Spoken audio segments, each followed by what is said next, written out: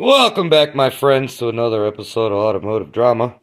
I have a previous video, part 1, on how to press a carrier bearing on. Now, this is the second part that I want to show you. When this thing, the tools that I'm using, you see how this bearing fits? And you got to be careful because you don't want to get that pressed on there. Well, if you do, you have to pull it off with the tool, but you can get that off easy. But you have to make sure, let me do with the flashlight.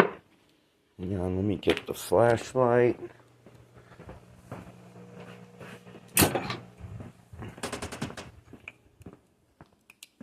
When you're doing this, the reason you can't only do this is because that has to be flush.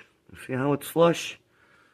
It's got to be flush up against the carrier. If that's not flush up against the carrier, you're going to have big problems. You're going to completely change the way the differential's set up. And you're going to be trying to shim it forever.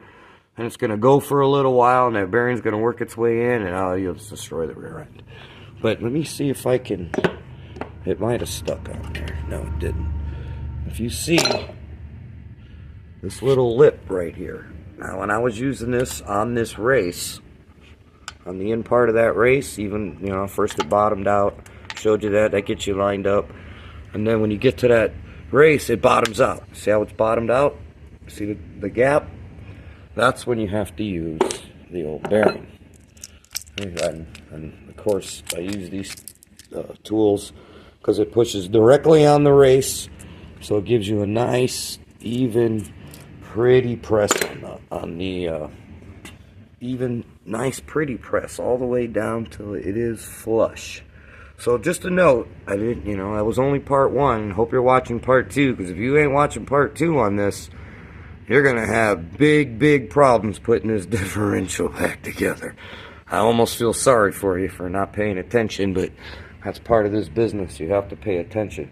Now, when you flip this thing over to put the other bearing on, throw the race, put some lube on it, and throw the race on the bearing. Where is the race?